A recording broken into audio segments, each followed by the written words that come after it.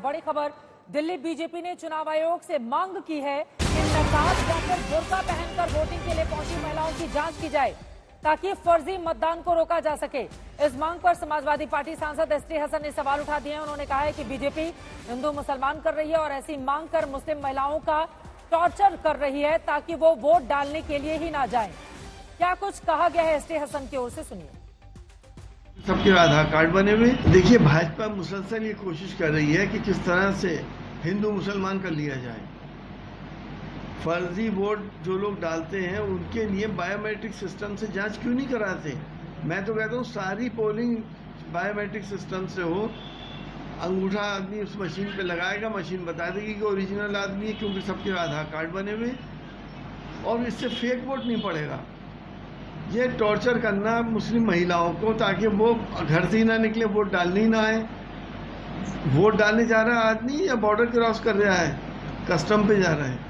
नहीं तो ये समझ में नहीं आ रहा है आप डिस्करेज क्यों कराना चाहते हैं। आपको तो मुस्लिम महिलाओं को टॉर्चर करके वोटिंग परसेंटेज कम करना चाहते हैं, आपका तो ये मकसद है। एसटी हसन को आप सुन रहे थे। उन्होंने कहा है कि दरअसल मुस्लिम महिलाओं को रोकना चाहती है बीजेपी, इस वजह से इस तरह की साजिश रची जा रही है। लेकिन बीजेपी के फैसले पर विपक्षी सवालों को लेकर हैदराबाद की बीजेपी उम्मीदवार माधवी लता ने पलटवार किया है और कहा है कि फर्जी मतदान रोकने के लिए नियमों का पालन किया जाना चाहिए। उनसे बातचीत की है आज तक संवाददाता अपूर्वा जयचंद्रन ने। सुनिए।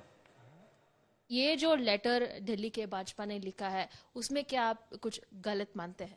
मैं बिल्कुल नहीं मानती हूँ, क्योंकि उनके तजुर्बे में वो लोग धोखा खा चुके हैं बीजेपी वाले। जैसे कि हमारा जब इलेक्शन यहाँ पे हुआ था मई 13 तारीख को, हम जिस विश्वास से आगे बढ़े थे उसका हमको धोखा मिला है। यहाँ पे काफी ऐसे सबूत इकट्ठे हो चुके हैं जहां पर ये लोग, वो मुस्लिम महिलाएं नहीं थी जो इनका फायदा उठाया था, वो एएमआईएम और कांग्रेस पार्टी था जो बुर्का का फायदा उठाना चाह रहे थे।